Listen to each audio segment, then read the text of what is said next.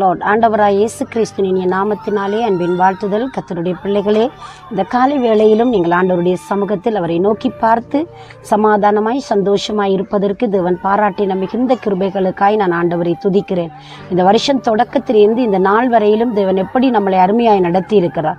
எத்தனையோ துன்பங்கள், எத்தனையோ கண்ணீர்கள், எத்தனை தனிமைகள் நடுவிலும் தேவன் எங்களை இதுவரைக்கும் எங்களை நடத்தி இருக்கிறார். எவ்வளவு அற்புதம் அன்பானவர்களே. நம்முடைய வாழ்க்கை நம் சந்தித்த இழப்புகள், ஏமாற்றங்கள், தோல்விகள், துன்பங்கள் நடுவிலும் அவர் அற்புதராய் இருக்கிறாரே. இந்த நாளில் ஒரு அழகான தேவனுடைய வார்த்தையை நாங்கள் கேட்போமா?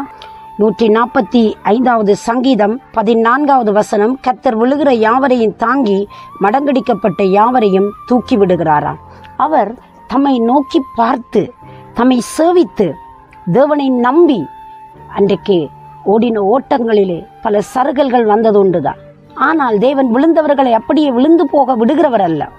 ஆபிரகாமுடைய வாழ்க்கையில் விசுவாசத்தின் தந்தை என்று நாங்கள் அவரை சொல்லி நாங்கள் மிகவும் கனப்படுத்துகிறோம்.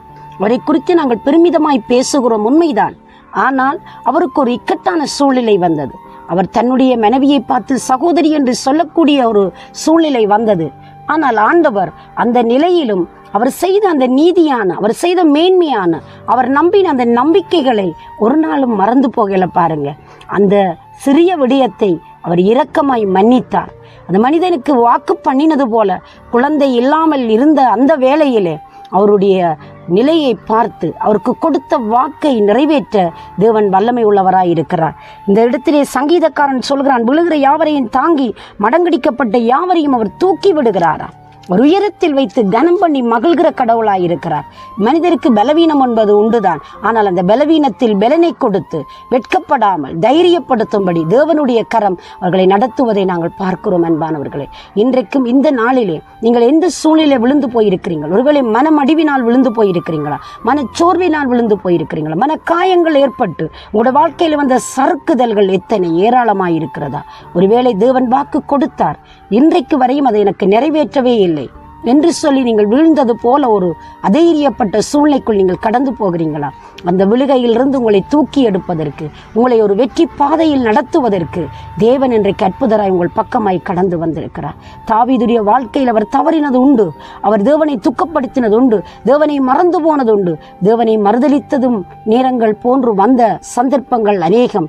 ஆனால் அவர் மனம் கசந்து அழுத பொழுது, மனம் உடைந்து நொறுங்கி அவரை சார்ந்து கொண்ட பொழுது ஆண்டவர் சொல்கிறார், நறுங்குண்டது நொறுங்குண்டதுமான இருதயத்தை புறக்கணிக்காத நான் என் தாவீதின் கூடாரத்தை நான் மறுபடி திரும்ப கட்டுவேன், விழுந்து போன தாவீதின் கூடாரத்தை நான் மறுபடி எடுத்து கட்டுவேன் என்று சொல்லி அவருடைய வாக்கை இங்கே அவருடைய வாழ்க்கையில் நிறைவேற்றுகிறார்.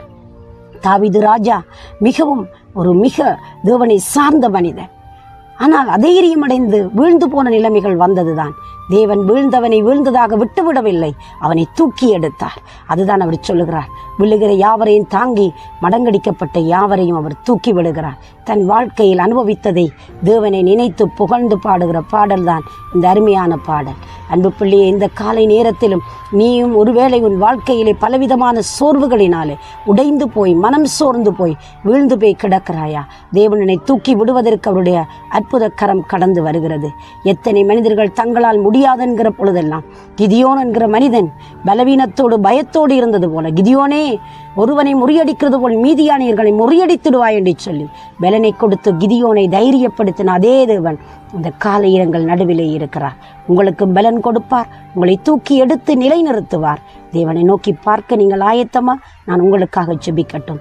பரிசுத்தம் நிறைந்த நல்ல ஆண்டவரே இயேசு கிறிஸ்துவின் வல்லமுள்ள நாமத்தினாலே உன் பிள்ளைகள் எந்த நிலையில் வீழ்ந்து சோர்ந்தும் மனம் அடிவாகி இருந்தாலும் அந்த நிலையில் இருந்து தூக்கி எடுத்து நிறுத்தி உன் பிள்ளைகளை கனம் பண்ணி காக்கும்படி நான் ஜெபிக்கிறேன். உடைய கரத்தில் ஒப்படைக்கிறேன். நீங்கள் பொறுப்படுங்க, ஆசீர்வதிங்க, காத்துக்கொள்ளுங்க. இயேசுவின் நாமத்தில் ஆசீர்வதித்து ஜெபிக்கிறேன் எங்கள் ஜீவனுள்ள நல்ல பிதாவே. ஆமேன், ஆமேன். தேவன் தாமே உங்களை நிறைவாய் ஆசீர்வதிப்பாராக. God bless you.